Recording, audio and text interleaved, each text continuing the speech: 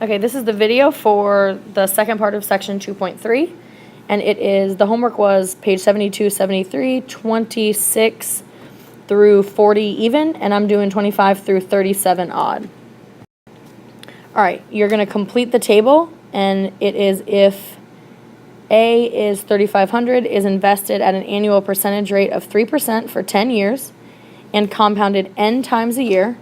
Solve for n is 1, 2, 4, 12, and 365. So here we go. So it said we're solving for A, and I'm going to go ahead and write the compound interest formula up here. We have A equals P times 1 plus R over N to the NT power. And it told us that P is 3,500 and R is 3%, but remember we never put 3% into our formula, so it's going to be 0.03 for 10 years, so T is 10, and we're going to use a bunch of different values for N. We're going to use 1, 2, 4, 12, and 365. So we're going to start with N as 1. So we're going to plug in 3,500 times 1 plus 0.03 divided by 1 to the 1 times 10 power. So I'm going to go ahead and plug this in my calculator. Okay, so I'm going to go ahead and plug this in my calculator. So 3,500 times 1 plus 0.03 divided by 1. Now be careful, don't forget to use your parentheses. To the 10th power. And you're going to get A equals $4,703.71. And that is if N equals 1. Okay. So now we're going to go on to the next one. If N is 2. So everything is going to be the same in our formula, except I'm going to be dividing by 2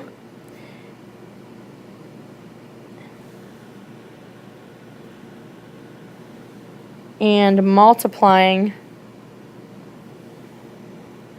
2 here. So there's a cool trick on your calculator.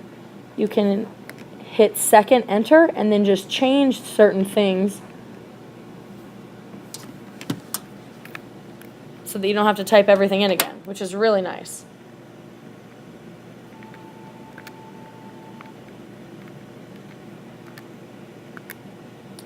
And on this one, you end up getting A equals $4,713.99. And this is if N is equal to 2. All right, I'm going to scoot this up some so I have a little bit more room. Oops. All right, now I'm going to do the same formula again. Only difference here is this time N is going to be 4. So we're going to be dividing by 4, and here we're going to be multiplying 10 by 4. Okay, so again, I'm going to hit that same button on my calculator, and I'm going to change those N's to 4s instead of 2s. And this time,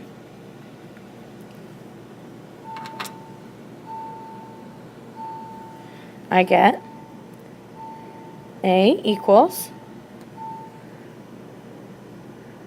$4,719.22 if N equals 4. All right, now we're going to do it again, but this time for N, we're going to use 12. So 3,500 again, 1 plus 0.03 divided by 12, yep. And this time it's 12 times 10 out here. So same thing.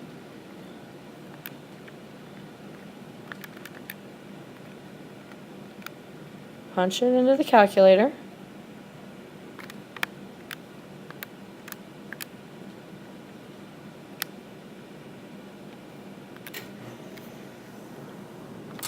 And this time you get A equals $4,722.74. And this is if n equals 12. Okay, and then last time, you're going to do 3,500, 1 plus 0.03, and this time they want us to use 365 times 10. Okay, so last time,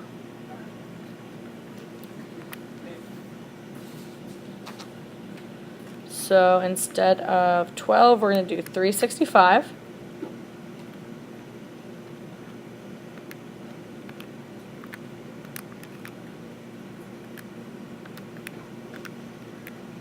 Okay, and then this time you're going to get A equals $4,724.45. All right, for 27, they said a principal of $6,000 is invested in an account paying an annual percentage rate of 4%. Find the amount in the account after 5 years if the account is compounded semi-annually, quarterly, and monthly. Okay, so they gave us P is 6,000, and they said R is 4%, so remember we're going to do 0.04, and then T is 5 years, and this time they're switching up N on us again. So they told us semi-annually, which is twice a year, and then they said quarterly, which is 4 times a year, and then they said monthly, which is 12 times a year. So let's go ahead and plug it in.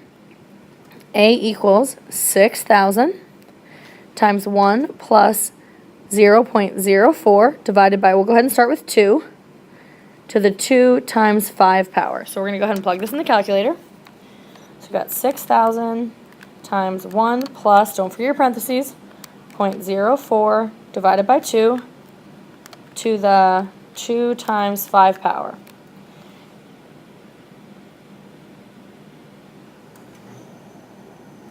Okay, and so you get A equals $7,313.97. Okay, we're going to scoot that up. And now we'll do if n is 4. So 1 plus 0.04 divided by 4. And then this is 4 times 5. So we'll do 6,000 times 1 plus 0.04 divided by 4 to the 20th power. All right, and on this one you get A is equal to $7,321.14. And that is when n is 4. So compounded quarterly. And then now we're going to do if n is 12. So compounded monthly. So you're going to do 6,000 times 1 plus 0.04 over 12. And then, okay. So punch that bad boy in the calculator.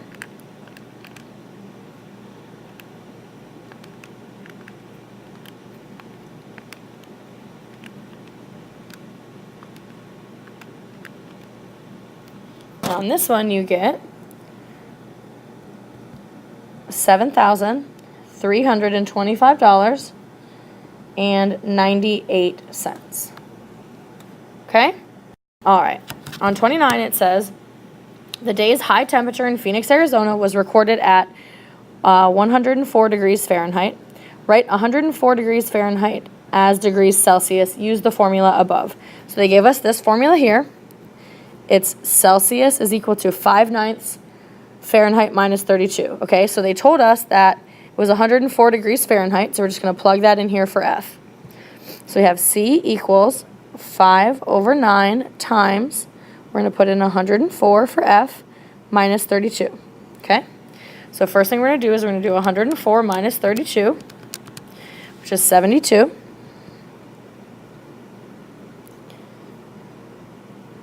I'm going to go ahead and multiply 9 by both sides so we don't have to deal with that fraction. So we have 9C is equal to 5 times 72.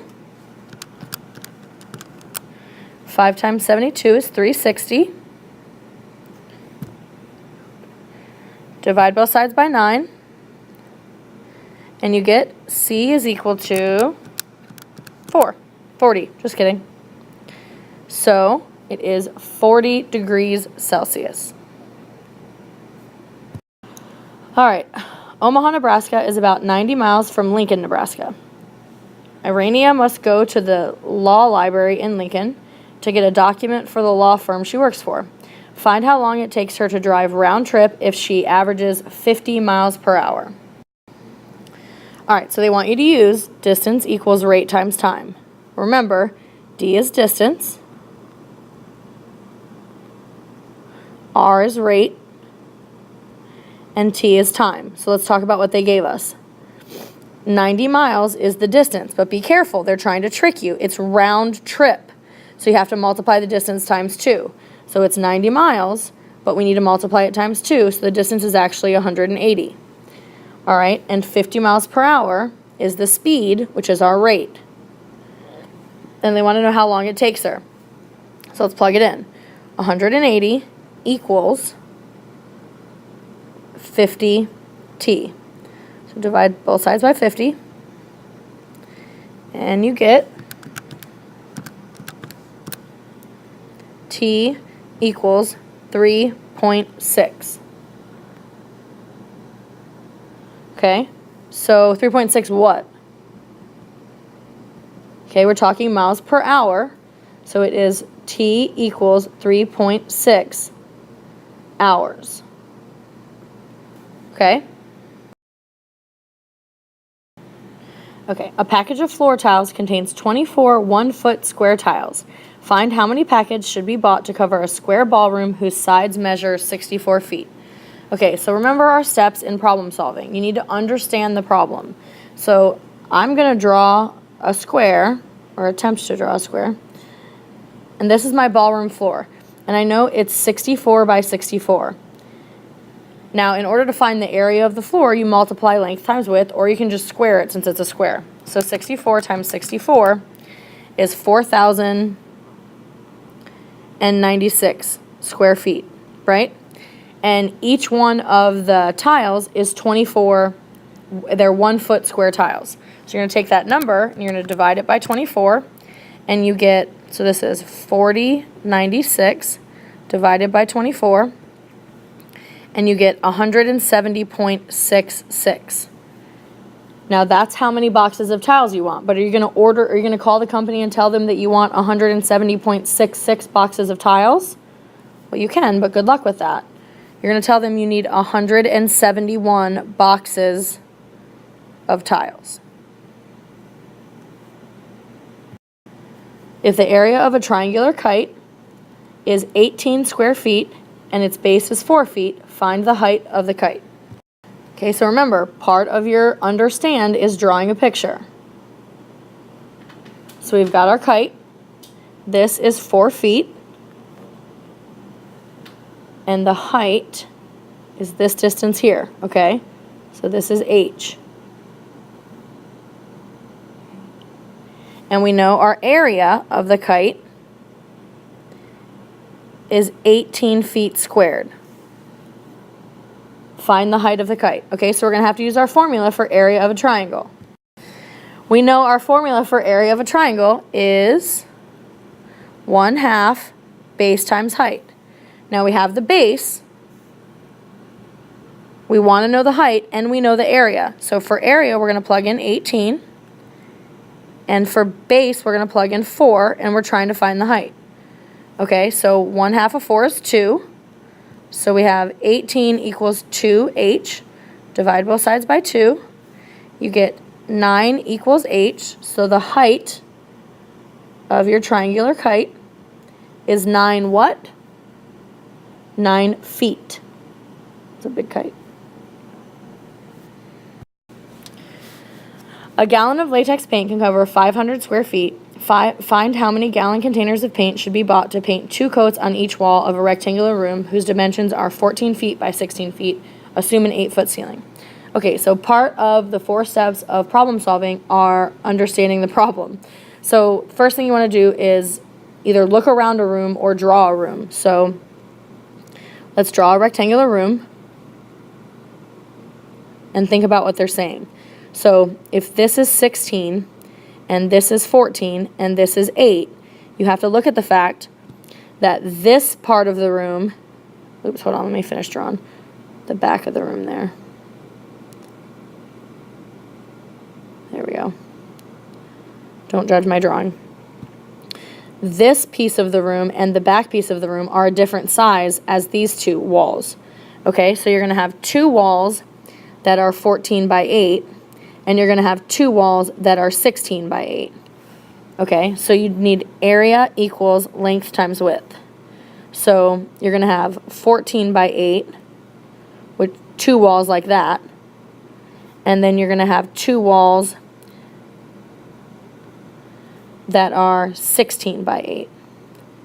So let's figure those out really quick.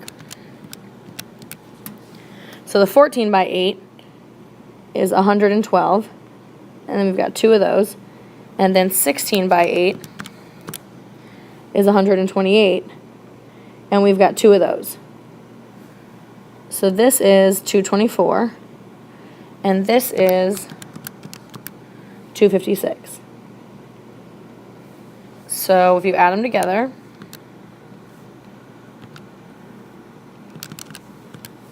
you get 480.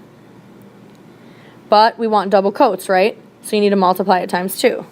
So 480 times 2 is 960. And each latex gallon of paint gets us 500 square feet. So if we divide 960 by 500, which you guys can probably do in your head, but still, we get 1.92 gallons of paint. So you need 2 gallons of paint to cover the walls in the room with 2 coats. All right, that's it. Have a good night, and I will see you guys tomorrow.